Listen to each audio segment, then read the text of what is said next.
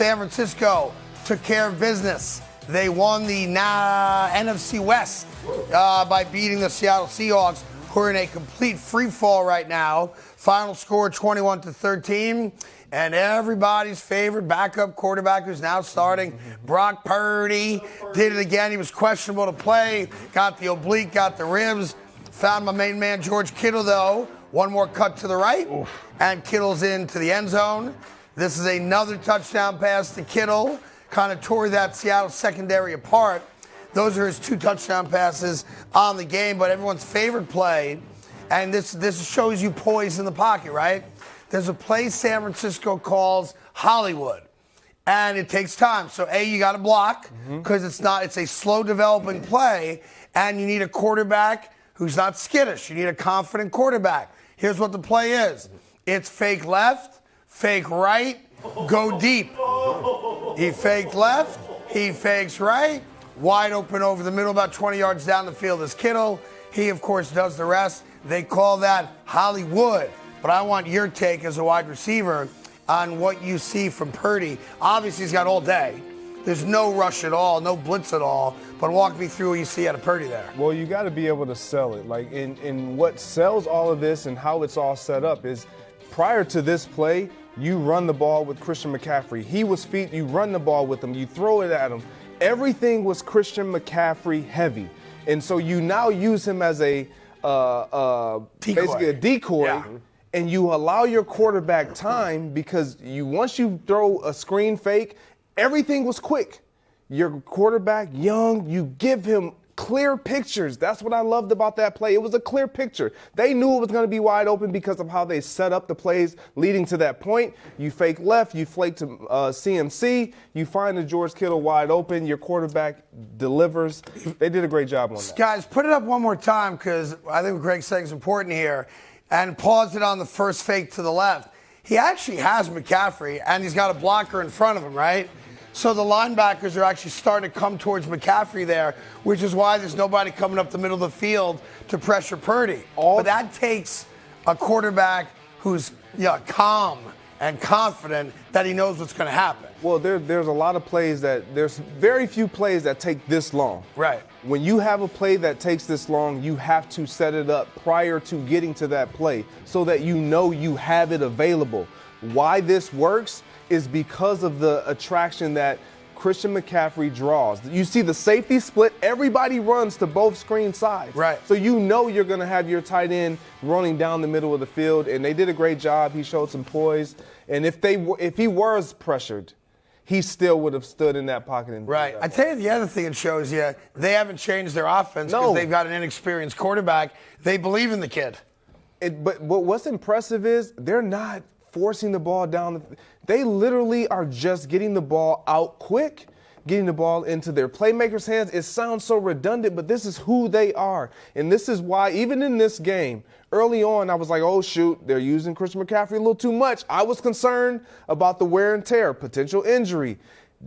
Deebo Samuel is so important to this offense moving forward. It didn't show up last night, but moving forward, this is why you acquired a guy like Christian McCaffrey, because he gives you so much and so many options for your quarterback. Now, San Francisco wins the game. They win the West, so now they can kind of play with their schedule a little bit. But there's a play in last night's game that's not going to be talked about a lot because they won the game. All right? And it's a Bosa sack on Geno Smith. So if you guys can show that real quick. Now, the result of this sack right here is Bosa coming in, clean hit, takes him down. That ball got intercepted and returned for a touchdown. All right? As you see the ref right there, they actually call that roughing the passer.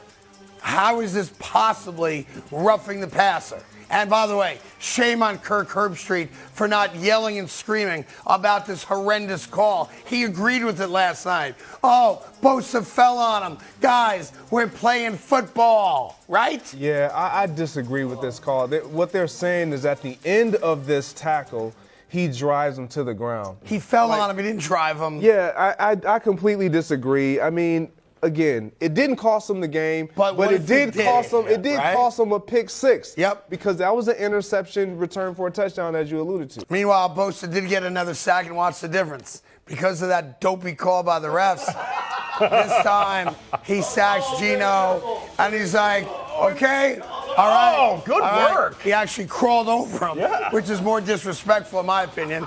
But regardless, he both hands up, kind of did like the crawl, and that was that. I don't like that because now you put yourself in an unorthodox, awkward situation as a defensive end trying to avoid the follow-through. You could dislocate an elbow. I dislocated both of my elbows doing something like that, trying to brace myself from falling and trying to stay up. You can't have guys doing that. You dislocated Both elbows? Both. Like on the same play? Not on the same play, different years, but. Soft. I'm soft. Man, it must be cold out. Guy Soft. dislocates I did both elbows. I did it in high school. Yeah. I did it in college. Yeah. And never got any surgery. Still played. Well, you pop it right back in? Just put the team on my back. That's all I did. Oh, sorry about it. Sorry about it. All right, so San Francisco winning. They win the NFC West. Seattle's now in a bad spot. Let's bring up, if you can, the NFC playoff picture for us right now. This was good news for Giants, good news for Washington, and good news for the Detroit Lions. So Washington and New York play against each other. That tie 2 weeks ago, in a very weird way, helps both of them out because it's not a 6 loss for either one of them. Seattle now is in a bad spot because they're 7-7. If Detroit beats the Jets, they get to 7-7. And then I'm not going to get into all the tiebreaker particulars, but it's not good for Seattle, meaning that the Sunday night Washington-New York game would give whoever wins that game, assuming there is a winner, they then would have a 2-game lead over Seattle. That's very important for the Giants because they lost to Seattle. Yes. So it's starting to get interesting now, and the jockeying for position this weekend is going to be significant. Yes, and it's all unfolding and opening up this little pathway for the Detroit Lions to make the postseason and disrupt everything. I know you don't agree. Your love affair with Detroit Absolutely. fascinates me. For a guy who's a Green Bay Packer Hall of Famer. Can I explain myself It real quick? fascinates me. I grew up in Michigan, and I never was able to truly root for the Lions because they always lost. So I always classified myself as a Barry Sanders fan because Barry was Barry. Sure. He was separate of the Detroit Lions, in my opinion. But now, I don't play. I'm a fan. I love what I see. I want this team to get in because if they get in, they will. All right, so let me ask you a question. All right, last week of the year, Detroit Lions need a win to get in. Yes. They play at Lambeau Field. Yes. Packers invite you back. You're a Hall of Famer. I'm supposed Who to are you rooting actually for? go back to that game. Are you? Who are you rooting for in that game? I'm not rooting. No, you're rooting. You can't But play. because That I've game don't work here. Absolutely. Well, when I'm in Green Bay in the stadium, let's go Pack. Oh. See what I'm saying? You just said. But hold on, Cody. But my heart would be with the Lions. I just want to see a team go. It's like a separation of church and state. Absolutely. You're playing both sides, man. You can't play both sides. Absolutely, in that I can. Why? No, you because cannot. I would be in there. But you want one team in the playoffs, but you're going to be there rooting Listen, against it's them. unrealistic. He can't come into that Ralph Stairs suite in Green Bay, and I know about it because I've been there. All right, I've been there. The Johnsonville Brat guy's got the best suite in that building, and eat Johnsonville brats, with his fingers tied behind his back. He can't be that guy. No, but I can go in there. Obviously, I bleed green and gold. Yeah. But they don't have a shot to make the postseason. They do not. So why is it that I can't root? So this is going to be great. Aaron Rodgers' last game at Lambeau Field. The Green Bay Packers have a chance to knock a division rival out of the playoffs. The camera's going to pan to all the living Green Bay Packer Hall of Famers who were there, and he's going to have a Barry Sanders jersey on. Yes, he is. And even if you're not wearing it, we're going to see it through a Barry Sanders lens. That's fine. That's fine. And then I'm going to turn it into a Donald Trump NFT for you. You know what? I might do that. I might do what my brother did. All right, let's, before we get to Saquon, guys, can you bring up the 3 teams that are still vying for the playoffs with the Seattle loss? Let's look at schedules real quick. Giants first, if you guys have it.